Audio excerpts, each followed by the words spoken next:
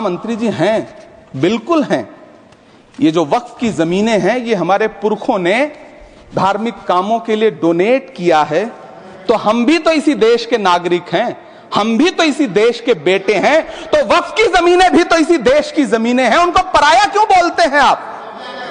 सभापति महोदय, अशफाकुल्लाह खान जब फैजाबाद की जेल में फांसी के फंदे पर झूल रहे थे, तो इसी देश की जमीन के लिए झूल रहे थे ना। सभापति महोदय, अंडमान की जेल में काला पानी की सजा काटकर अपनी जान देने वाले मौलाना फजले हक खैराबादी हो या शेर खान अफरीदी हो, वो भी तो इसी जमीन के लिए अपनी जान दे रहे थे ना।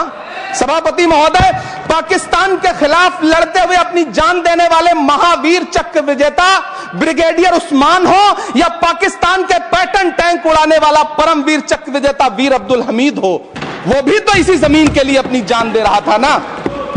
और मंत्री जी, मैं इस सदन में अलल ऐलान ये कहता हूं कि जब भी इस देश की जमीन को लहू की जरूरत होगी, आपसे 2 कदम आगे इमरान खड़ा मिलेगा, ये मैं आपसे यकीन दिलाते हुए कह रहा हूं। सभापति महोदय, मैं सरकार से कहना चाहता हूं, हमसे हमारी इबादत गाहें तो मत छीनिए ना, हमारे घरों पे बुलडोजर तो मत चलाइए ना, हमारी कब्रों में तो हमें सुकून से सोने दीजिए ना।